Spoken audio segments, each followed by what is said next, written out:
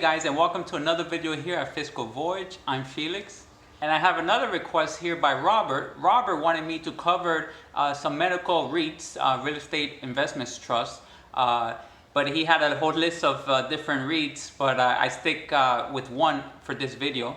But the one we're going to cover today is Omega Healthcare Investors. I actually own shares of this company and the price is very favorable. So stick to the end of the video and I'm going to provide you with a fair value price as well as a recommendation to determine at current prices if it's a buy, hold, or sell. But first, if you're new to the channel, make sure to hit that subscribe button for more videos like this one, and leave me a comment below with a particular stock or company you would like for me to cover next. Okay, Omega Healthcare Investors Inc., ticker symbol OHI, is a triple net equity REIT, real estate investment trust, and it supports the goals of skilled nursing facility and assisted living facility. Basically, it provides real estate for the skilled nursing facility where they take care of older people in retirement and such. So let's look at the fundamentals for OHI. The company grew revenue at a great rate of 15.3% from 2010 to 2019, so that's real good. Net income grew at a better rate at 21.8%, so that's outstanding. So that 10-year period, revenue and net income has been real good. Currently, the company has a S&P credit rating of BBB-, and operating income in that 10-year period grew at 15.5%, so that's real good. So the past 10 years, the company has been growing revenue and net income and operating income, so that's outstanding.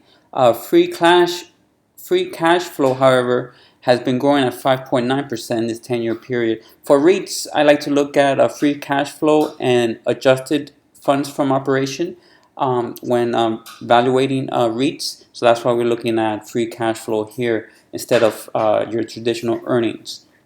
So revenue for the past 5 years averaged at 5.7. So it is a dramatic drop in revenue growth from the 10-year to the 5-year. However, net income grew at 10.9%. Same drop difference is quite dramatic, but it's still profitable, as you can see. However, the funds from operation has a negative 3.1% growth for the past 5 years. So they've been slacking there, but there's been a turnaround, and we'll talk about that later.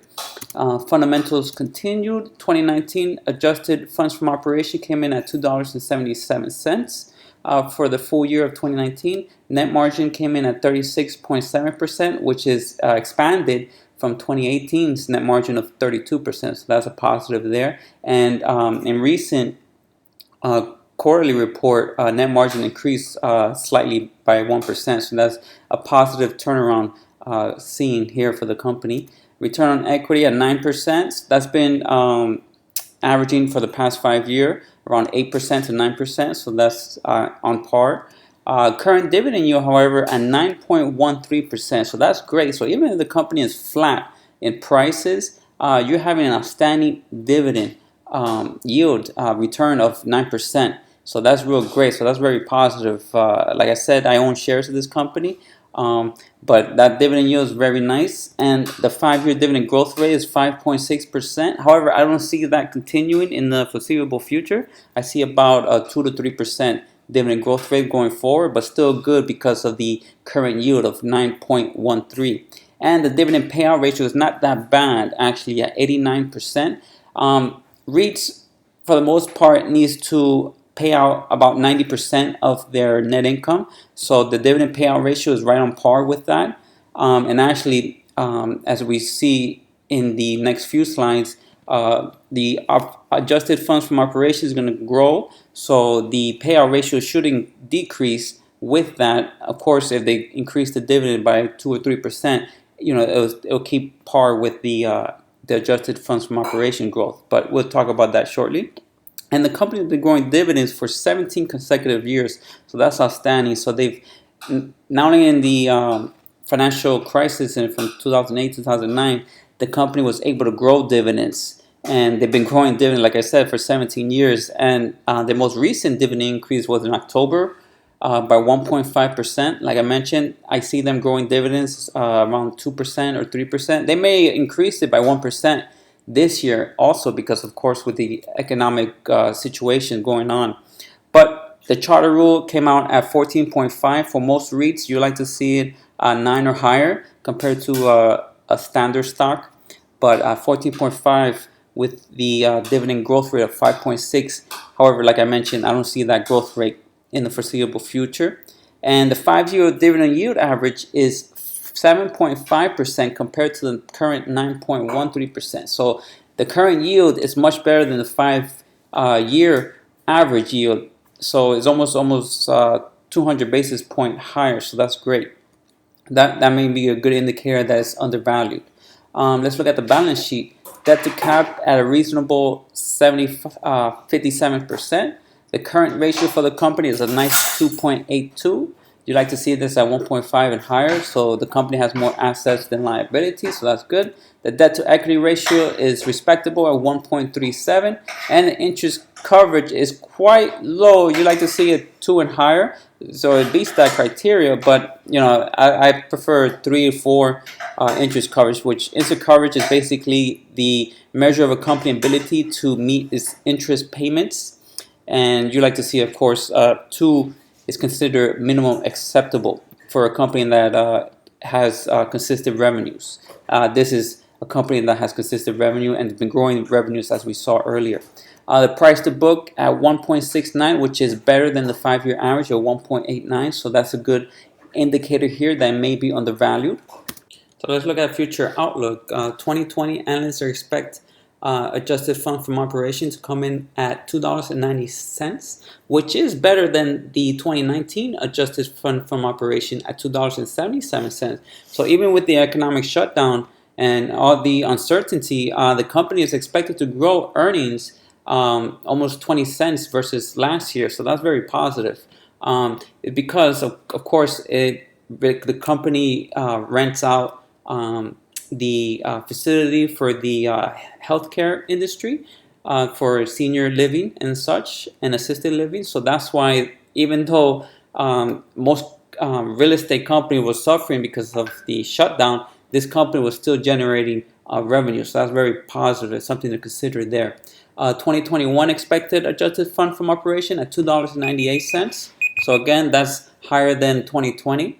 So that's positive. And analysts expect earnings growth of 3% for the next 3 years. So that's, it's good. It's not great, but that's okay considering, the certain situation we're in right now. So that's why I have a dividend growth rate of 2 to 3% because of the analyst expected earnings growth of 3%. Most companies tend to grow dividends based on the earnings growth. For my dividend drill return model, I have a projected total return of 9%. So this is right there in that criteria. And most of this 9% return is coming from the dividend yield. However, if we look at the fast graph next, there's potential of valuation return in a sense of where the current price is. And we'll talk about that shortly.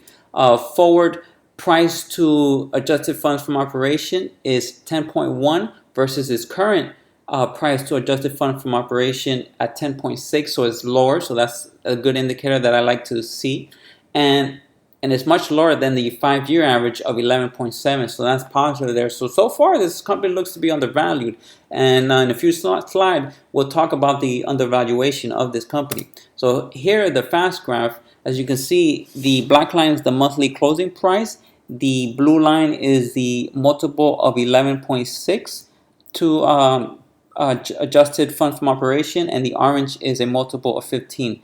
The company tends to follow the blue lines that it looks like 11.6, and currently we have a price to adjusted fund from operation of 10.5, so that means a slight undervaluation versus its normal PE or price to AFFO.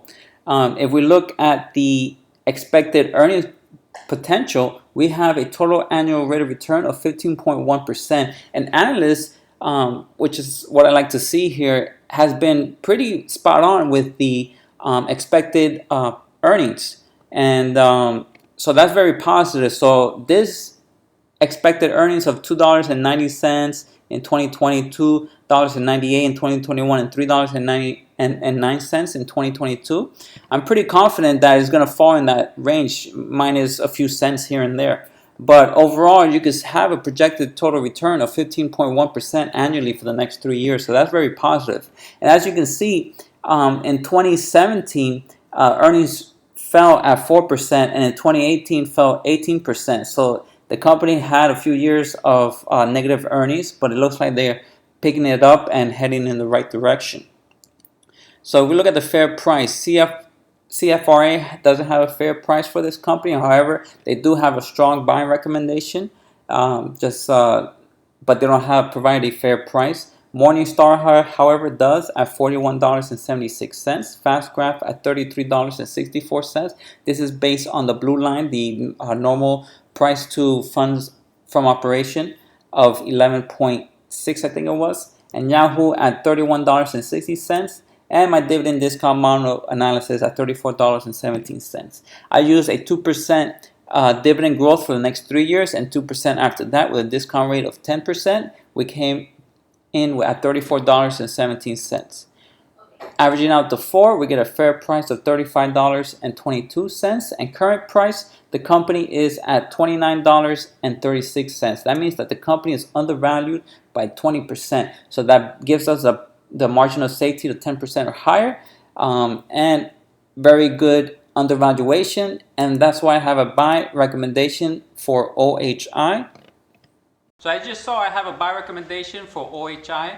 I personally own shares to this company, and I've been very happy with it. There was a short period of time in, I think, 2017 where there was a risk of the dividend being cut because the adjusted funds from operations were very close to the dividend payout. So, but fortunately, the company was able to turn profit. They were able to continue paying the dividends, and as well as increasing it. As you saw, last increase was in October of 1.5%. The current dividend yield is very safe and very attractive at 9.13%. Even if the company is flat at this price and it doesn't go anywhere for the next 2-3 years, you're still making over 9% in profit annually. So that's very attractive. The payout ratio is quite high. It's 90%, but most REITs tend to be in that 80 to 90%, maybe even 95% payout ratio. But earnings are expected to be higher this year than they were last year, even during these hard times we're in right now.